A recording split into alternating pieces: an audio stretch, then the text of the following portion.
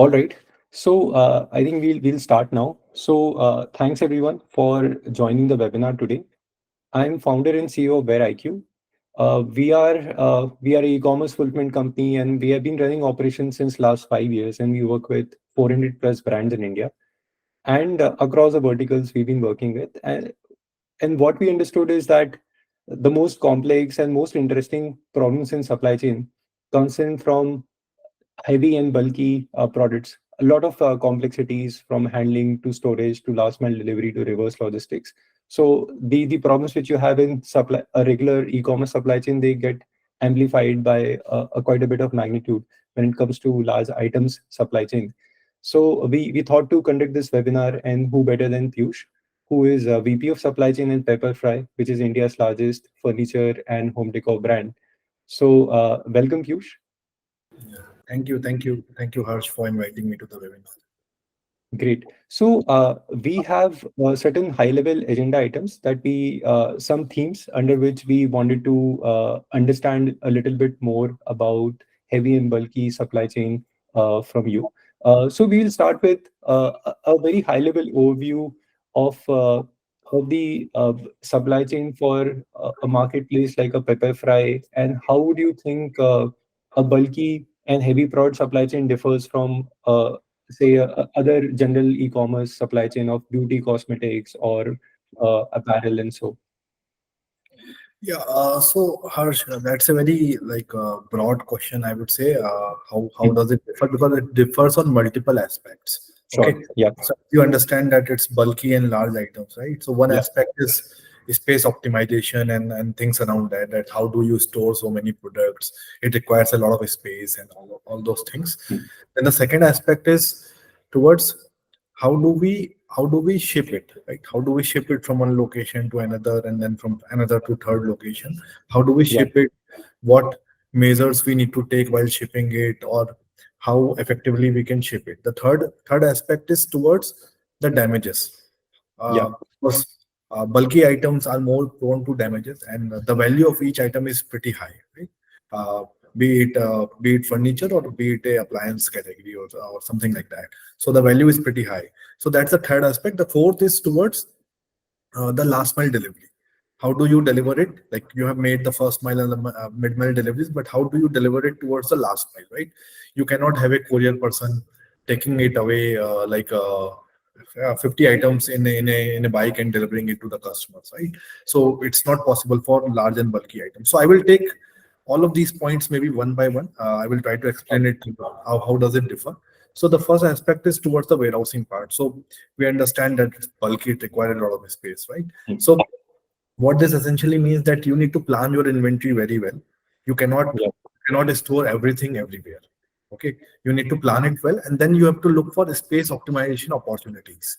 Like how do we store uh, furniture in my case, and maybe other bulky stuff in other cases, uh, in the optimum space. So it's a little different from other industries, because other industries have shelving and everything.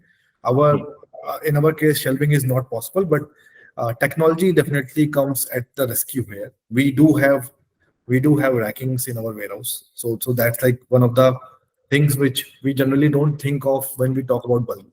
But we do have racking, and racking also we have G+8 and G+9 racking. Okay. So how do we handle that kind of racking for such bulky products? So we need to have customized rack, we need to have customized pallets, Hmm. customized trucks, Yeah. handle these things. So that's the first aspect. The second aspect is how do we ship it?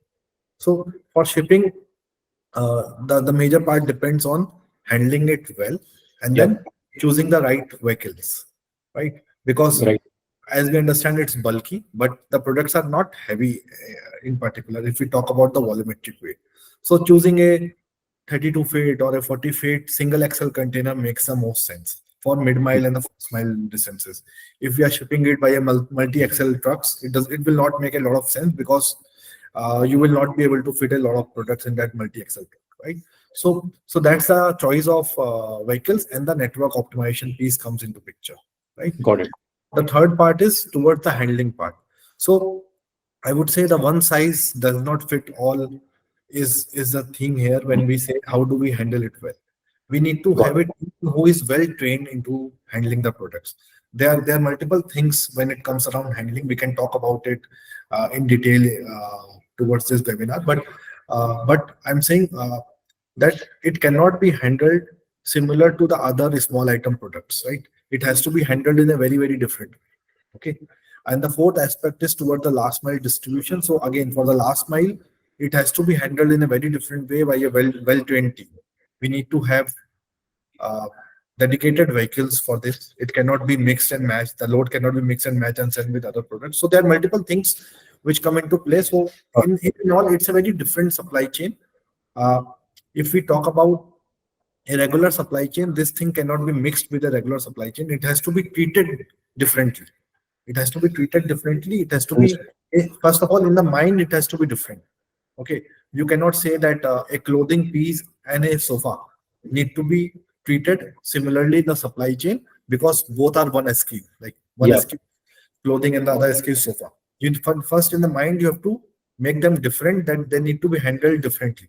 Then on the ground, you have to implement the practices such that it's a different supply chain, and that's how it works.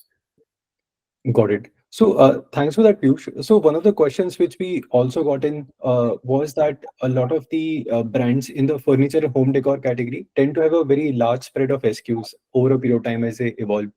So, Right. the challenges you mentioned of setting up the fulfillment center. So, if you're running one centralized fulfillment center, that itself is also a complex for the category. But since e-commerce demand centers in India are pretty spread out, brands have to open up multiple locations. So, how do you solve for the SKU planning? Which SKU sits where? Because last mile costs are very significant in a furniture, so brands are looking to optimize for that. So, how do you approach that as a problem statement, inventory placement? Yeah, so I think we have to look a little deeper into that. That what is the philosophy of the brand? What is the vision of the brand? Okay, there might be Sure. furniture brands which are working with, let's say, 500 SKUs, right? Mm. So they have limited their range, and they are saying the customer that we have this range, and you select from these SKUs, and then once I want to introduce a new SKU, maybe one SKU will go out and a new SKU will come into picture. Okay, but I have these 500 SKUs which I am selling. Okay, for them the inventory planning is very different, right? They can store 500 SKUs at multiple locations. But when we talk about Pepperfry, we have marketplace, we have multiple brands uh, on our website. We have brands like Godrej, Hometown. We have all those brands selling on our website. Okay, so definitely our philosophy is not to limit the range. We have full range of SKUs available on our website. Okay, so that thing is very clear in our mind that we are not going to limit the range. We are going to keep all the relevant range. Okay, Mm. now how do we control inventory, or how do we optimize the storage cost and the capital involved in that, right? So basically what we have done with this process is that we have divided our inventory planning into two parts: make to order and make to stock. Okay, so there are all the B and C class SKUs which are Okay. make. Okay, we have gone with the philosophy that we are not going to limit the range, but we are not going to store 20,000 SKUs. So we have 20,000 furniture SKU listing on the website, but we are not storing 20,000. We are maybe storing 5,000 SKUs only. Okay, and 5,000 furniture SKUs is also a big number. Our Yeah. warehouses are typically big. They are like 2 lakh, 3 lakh square feet size of warehouses with G+8, G+9 racking. But Right. Yeah. storing only 4 to 5,000 SKUs in the warehousing, in the fulfillment centers. The rest are make to order, which are typically in B and C class SKUs. But when it comes to the A class SKUs, we need to select them well, and then we need to store it in the fulfillment center for the optimum levels, right? So that is the philosophy, and that is the guideline with which we work. So a hybrid model of both these make to order and make to stock, with a careful planning of what all becomes A class SKU and where all it need Right. to be stored, right? Got it. Yeah, I think thanks for that. I think that's the biggest problem that brands have, that the working capital gets locked significantly if you go about stocking a lot of inventory, and if you have like right segmentation of A and B class for general audience, like A and B class contributes to your top 80% of revenue, A being 60, B's in the next 20. So the C and D class probably could be made to order where you're not having that inventory hang, because that's where brands also get stuck significantly. Uh, So so I would like to add few things here. Okay, it also comes from the perspective that uh, furniture as a category, people are not demanding furniture in one day or in 1 hour. Okay, Yeah. sometimes they want furniture very quickly, but that's only sometime. If we look at most of the customers, they want good range to be available to select from, and then they are Yeah. saying, okay, take your time and deliver us this furniture in the right way and in the right condition, right? You might take 5 days to deliver it. It's not always that the customer is looking for 1 day or 2 day of delivery when it comes to furniture as a category. Okay, so that is something which is driving this philosophy that made to order is also okay strategy. It's a decent strategy when it comes to furniture category, because make to order gives us a lot of flexibility to increase our range of SKUs which we are offering. But with this, the timeline increases to some extent, but the customer is mostly okay with that. Right. And in terms of just the product handling within the warehouse and from the storage perspective, what are your like your learnings and some of the best practices that you could share? Okay, so handling actually is one of the major things when it comes to furniture supply chain. If we talk about the industry in general, the damage rates are pretty high. They're like 5 to 6% damage rates. And if we say 5 to 6% damage rate, it's a good loss for the company, right? For any of the company, right? And that's a major challenge when it comes to any online furniture player like us, right? We fortunately have been able to implement many things around this by our experience, the number of 12 years which we spent in the industry, and we are able to contain the damage rate within 1%, which is like the Got it. benchmark for the industry. Now, what we have done actually is nothing. It's not a it's not a trigger like you pull that trigger and this thing happen. It's a collective efforts of multiple things what we have done. Basically, it's a philosophy which we are driving, by which the damages are not happening. The philosophy is simple, that we are not into a business of delivering like thousands and lakhs of items. We Hmm. are into a business of delivering limited number of items, but in the most precise way. Yeah. Okay, we don't go with the throughput game. We go with the handling with care kind of game. Okay, and our team, which is a team of around 1,000 people who are working in the warehouses, who are delivering the furniture to you, are all being managed by us directly, and they are well trained on this aspect. They are well trained. They are like the training happens. It keeps on happening. The revision training keeps on happening, but they are very well trained on how to handle the furniture. Once a vehicle comes for unloading, our focus is not to unload the vehicle in, let's say, 30 minutes. Okay. Hmm. First, the focus is that all the products which are unloaded should be in the perfect condition. There should be no damages, right?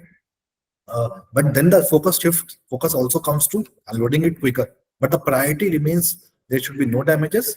And then the second priority is that it should be quicker. Okay. So that's how the philosophy is driven across the entire supply chain. If you look at our vehicles, we have our own fleet of vehicles which are customized vehicles for last mile delivery.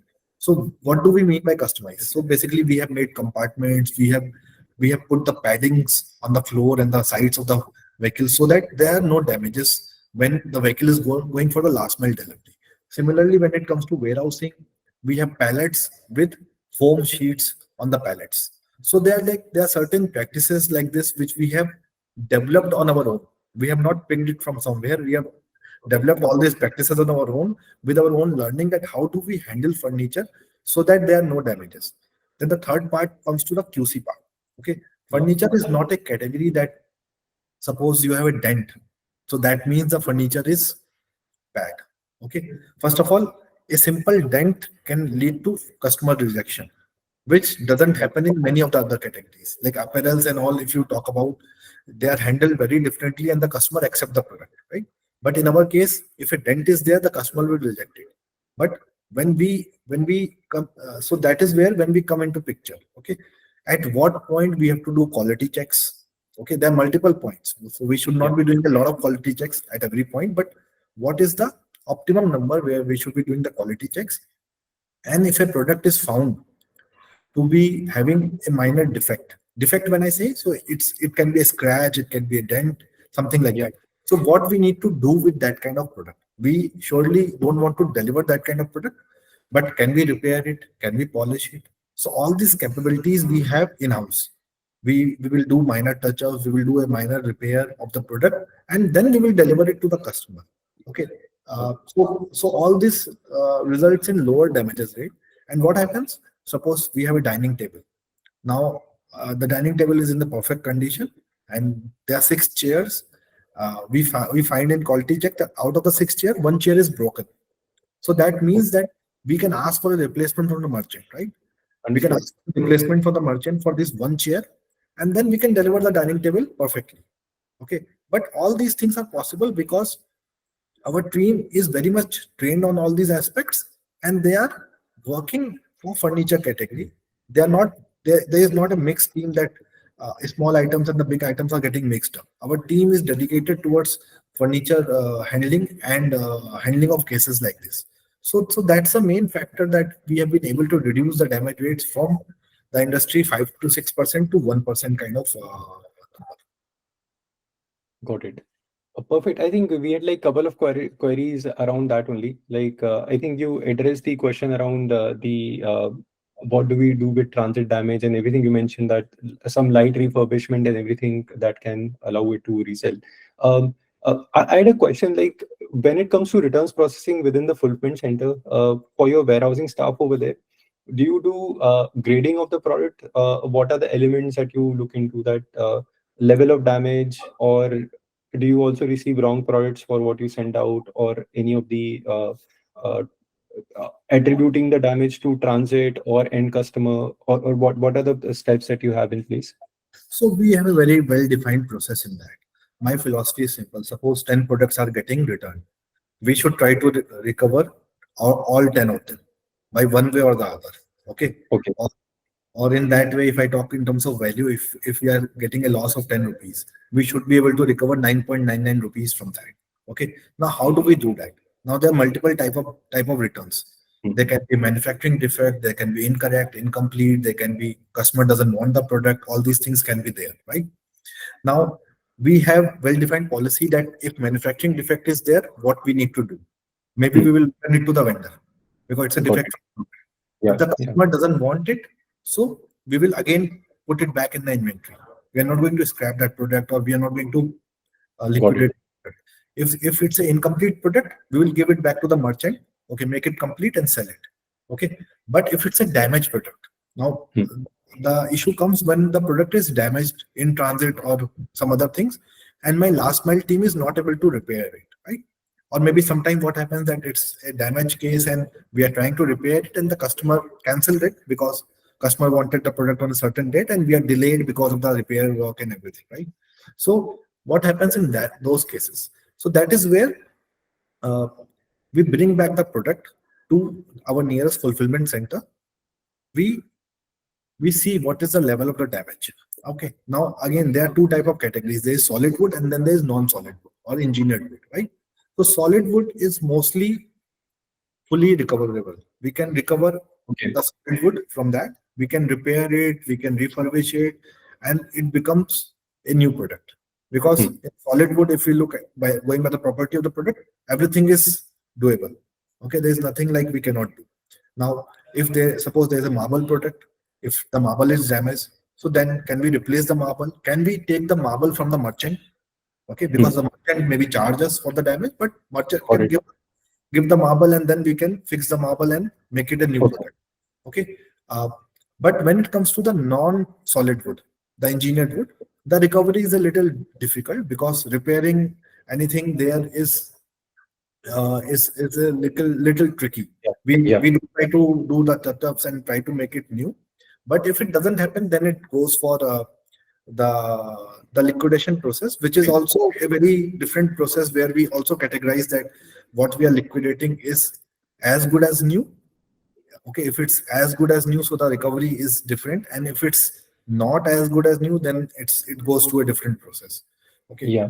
but that losses due to return process we have been able to like reduce significantly.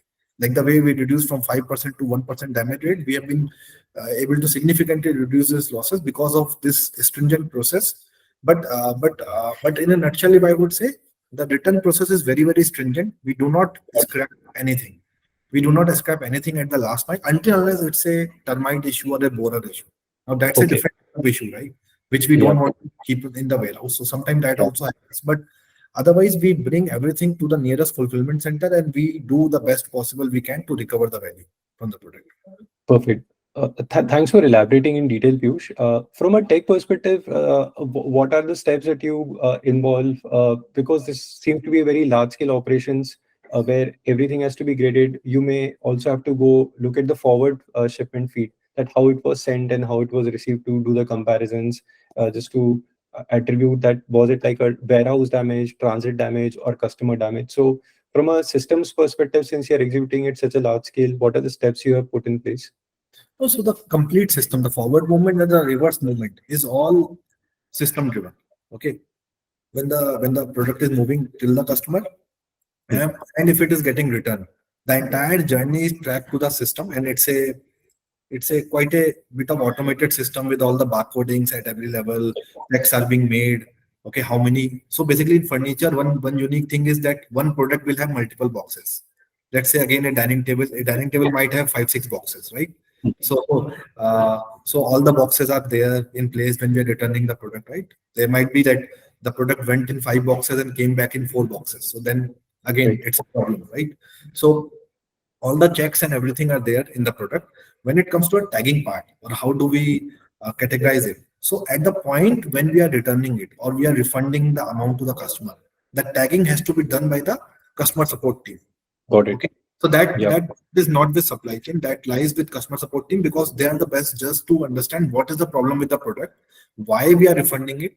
But once they have defined that, okay, it was an incorrect product, then the action is defined in the system that what need to be done with this product.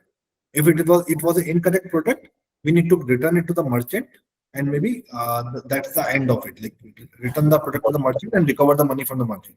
But if it was a damage case, then something need to be done by the supply chain. So the actions are defined basis the tagging, and the tagging is done by a separate team. But that thing is very streamlined, because whenever they are refunding any amount, they have to tag the product correctly. Understood. Got it. Uh, Moving to the other question, other theme is around the speed of delivery. You mentioned that furniture is not something SOS product that people need it ASAP. Uh, it is a desirable, it's a aspirational product. People are setting up house and they're looking for best in class furniture. So, in your experience, what is the acceptable shipping timeline that is there in the market? And do brands need to go super regional, or they can be central and still serve pan India? What's your uh, perspective there?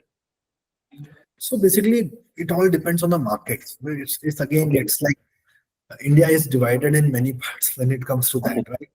So when it comes to metros like Delhi, Mumbai, uh, and Bangalore, and places like that, I guess even in case of furniture, 3 to 4 days is the time which we can ask the customer to deliver it and install it. If we say Hmm. 15 days and 20 days, then the customer might not want it, because people are becoming habitual to getting quick deliveries and everything. So 3 to 4 days is a reasonable time. Although we do launch 24 hours delivery for Mumbai, Delhi, and Bangalore. Yeah. But what we have seen that when we have launched 24 hours delivery, there are many customers who don't want in 24 hours, because Hmm. furniture as a product, if you look, the person has to be present in the house. We cannot leave it to the security guard, right? So when the person need to be present in the house, so what that means is that uh, they need to schedule their office timings accordingly, or they need to have someone in the house, right?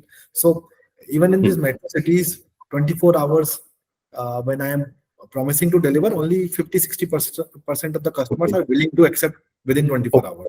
Great. Okay. Yeah. But when it comes to places like Northeast, and also we have a good coverage in Northeast. Okay. We have 5 distribution centers in Northeast. Our timelines are high in Northeast. I will agree to that because of the geographical conditions and the load and everything. So first of Yeah. all, in the mid mile and the first mile, we do not mix the load. It will be a dedicated vehicle for Pepperfry. We are not going Hmm. to like mix the load, and the half truckload will go from our side. We are going to make full truckload because of damage and everything happens with the half truckload.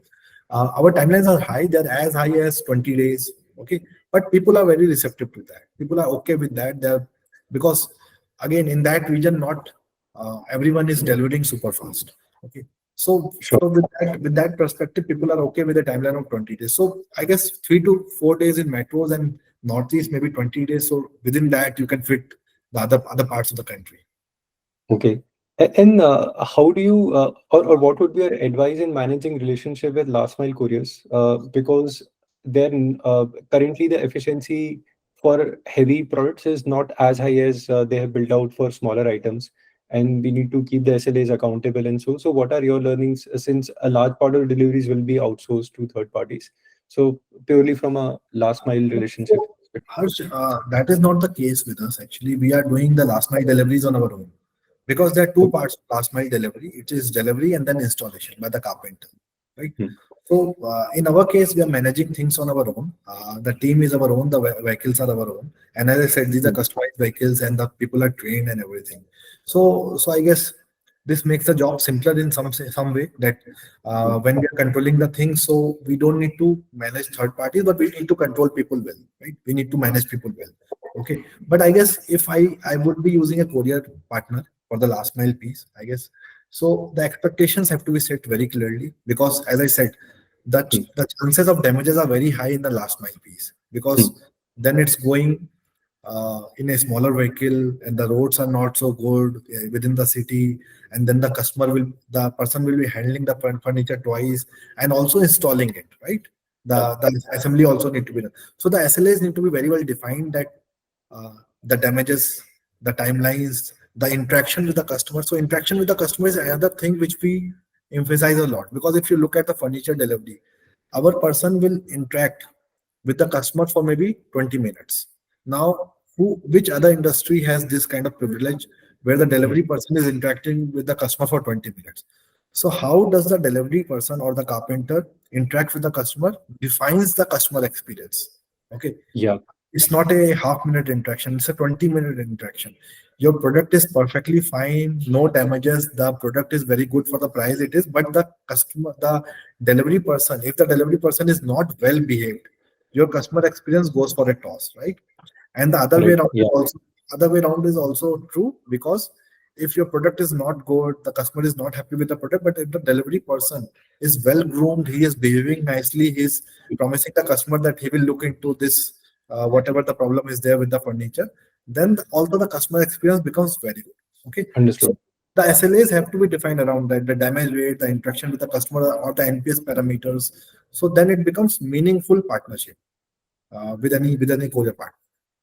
Got it. Yeah. So I think what you mentioned, like on the experience bit, one experience is defined by the field executive who's like delivering it itself.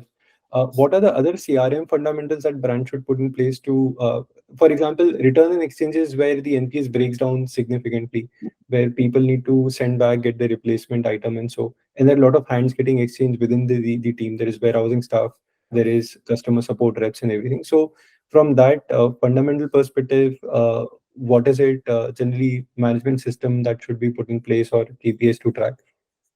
So basically, I guess the CRM systems all the companies are following, right? From the customer support perspective, I guess the thing about furniture is, as I said earlier, you don't deal in lakhs of products. You deal in thousands of products. Okay, so then every case becomes a very important case for you, and you can personally, like at some level, you can personally monitor many cases. Okay, Yeah, and and that is what happens. Like that is what happens when the customer support team is handling the cases, uh, the supply chain manager team or even myself, we are involved in a lot of cases because the discussion is also around what was the problem with the product. Okay, yeah. how could we could have saved that kind of refund. Okay, so Mm. the handling of cases is very personalized in our case. Okay, and that is how the customer support team is also trained that do not rush through customers, hear them properly. It's a high ticket purchase. It's a high ticket purchase. The customer need to be heard. We should have very well defined policies. Okay, if something is fitting in the policy well enough, if something is not fitting in the policy, look for the best possible solution, right? Look Sure. for the best possible solution. So that is like some of the practices which the customer support team is driving very well. Got it. Just to take one of the questions, in terms of scheduled deliveries, are you currently doing that? What percentage of your deliveries are more aligned towards schedules? So I would say we are not doing it through system as such. But Okay. if you look at our deliveries, 100% are scheduled deliveries, because Got it. we don't want to dispatch the product and then get to know that the customer is not available. Okay. All right. Yeah. So, Yeah. yeah. So basically, we have a system in place which do the calling. Automated calling is Mm. there. If the Got customer it.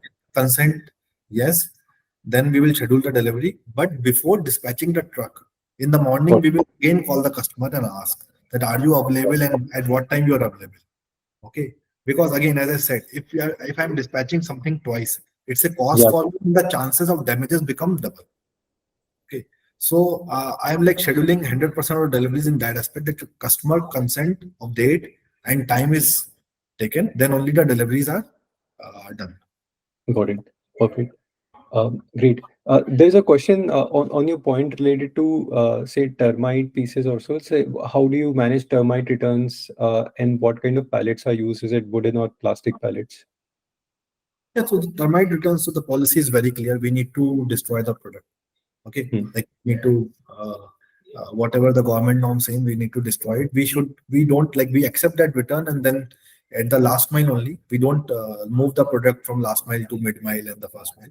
We destroy the product there itself, because it has a risk that it can infect the other furniture in the warehouse also. So that policy is very clear, and it's a no question asked kind of return policy, where if termite issue is visible, so we will take back the return. Okay. So, and in terms of the pallets, so yeah, so we don't have plastic pallets as such. We have wooden pallets only. We, as I said, we have customized pallets. Our pallet size are bigger. We have like double the size of pallets the industry uses. The industry uses 1.2 into 1.2. We typically use 2.2 into 1.2. That's a dimension, but these are wooden pallets only. We don't feel the need, because everything is wooden, right? Our entire Yeah. furniture is wooden. So, and from the load bearing capacity and from that point of view, we don't feel the need to use plastic pallets. Got it.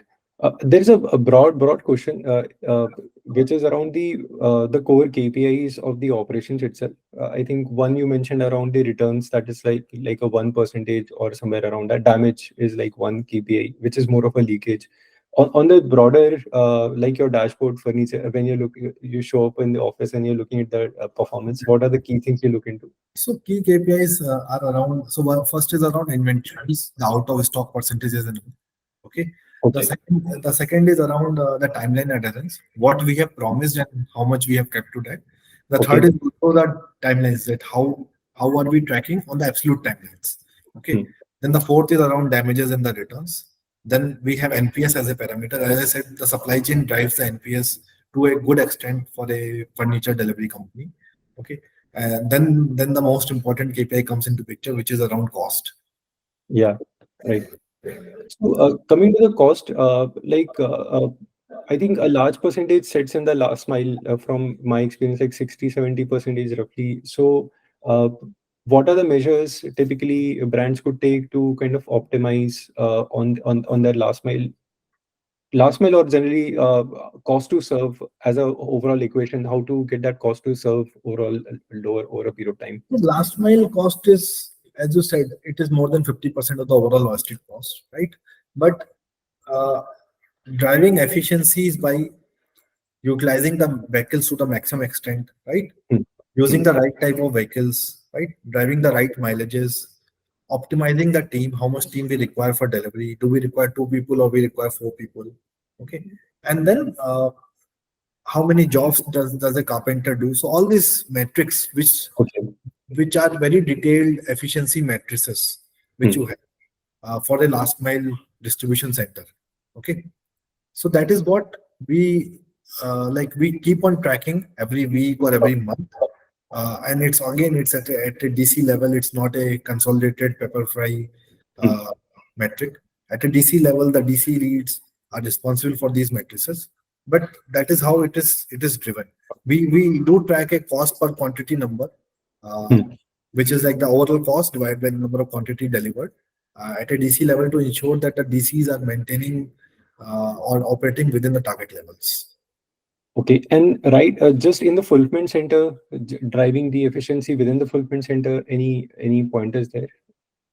Yeah, so I guess within the fulfillment center, the automation, the use of machinery, that comes Hmm. in handy when we talk about how do we drive efficiency in the fulfillment center, right?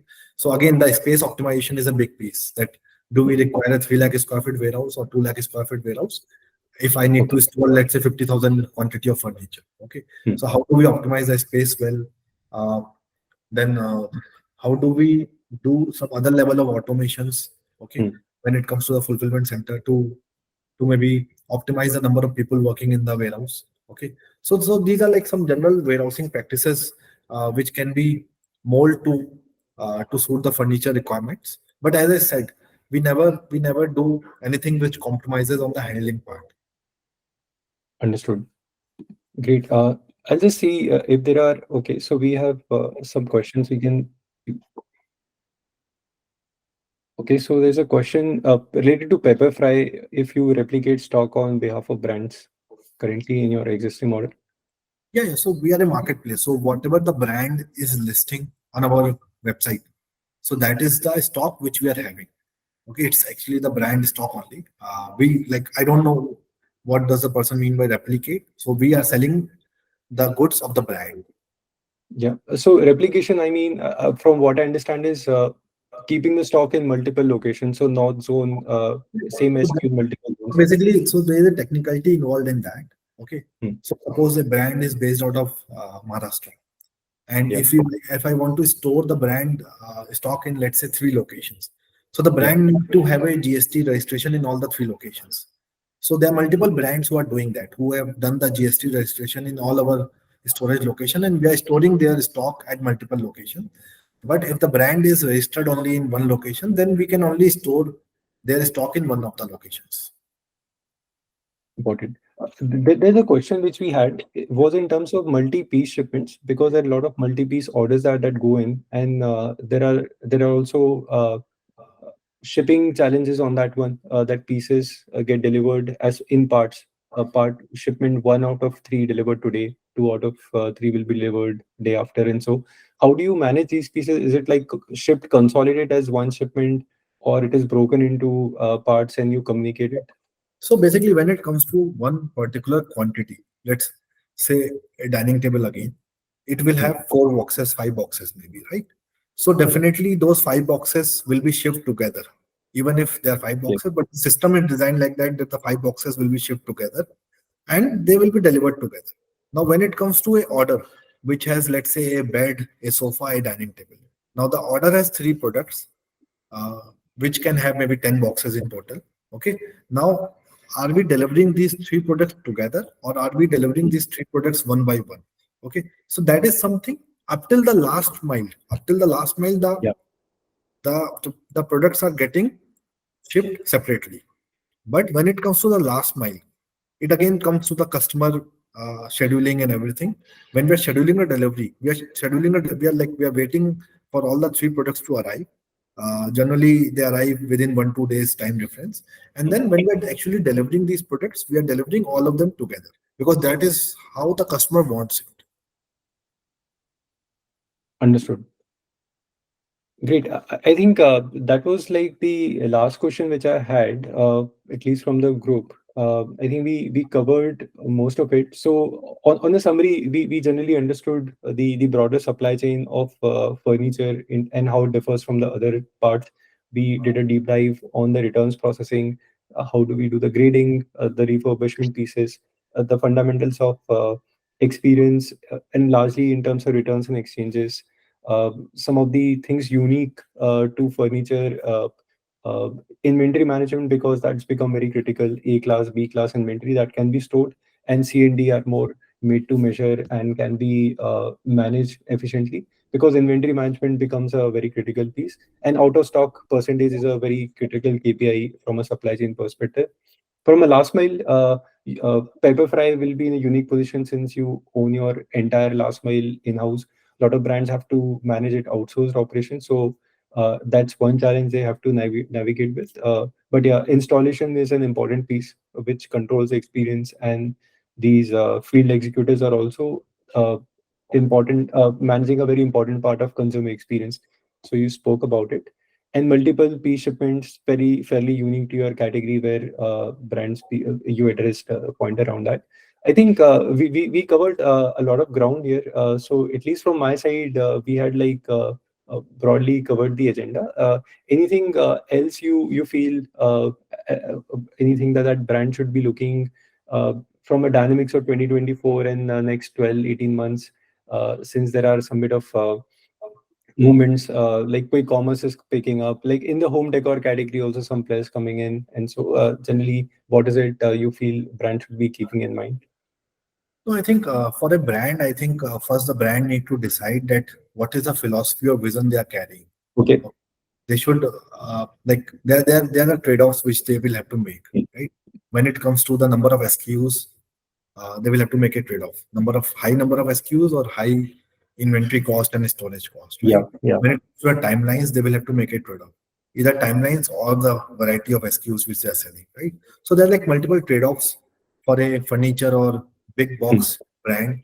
Uh, uh, they will have to make those choices, and I guess once you have made the choice, let's stick to that, because it's not easy to change anything when, because you have designed your supply chain like Yeah, that, you are yeah. designing your supply chain like that, right? And it impacts the PNL in a big way, right? It impacts the PNL in a big way. How do you design your supply chain, how you envision your supply chain? The second part, I guess, is around the supply chain ecosystem in general. I guess the supply chain ecosystem in general is in a very uh, good spot right now. We can see a lot of technology coming into picture, and the technology is actually getting implemented in solving the problems. Okay, Hmm. a lot Yeah, of new age players are there into picture, who are bringing unique solutions to the problems which earlier were part and parcel of supply chain. So now we can outsource some of those things, or we can take some of these solutions into our supply chain and solve some of the problems which we thought ki we will have to live with that, right? So we are also using multiple such technologies when it comes to got solving some of the supply chain problems. But I guess uh, from a broader perspective, a lot of ecosystem has developed, and it will it. evolve very quickly in the next 2 to 3 years. That Great. solutions are coming, but people should use the solutions. And again, when Yeah, they are using the solution, they should understand that what is the problem they are trying to solve. It should not be that a solution is available, so let's implement it. They should identify the real pain points and then pick up the right solution for that pain point and implement it. It will make their lives very easy. yeah. Great. So thanks for that, Piyush. I think this was really insightful. So for everyone who's on the call, we will share the recording with you, and also some of the learnings. Our team here will be condensing that into a consumable PDF also. So great, Piyush. Really appreciate your time today. Thanks for that. Yeah, With thank that, you. we'll wrap the webinar today. Thank you very much. Thanks, everyone. Thank you, Harsh. Thank you, everyone, for joining the webinar and listening to me. Great. Thank you. Bye. Bye.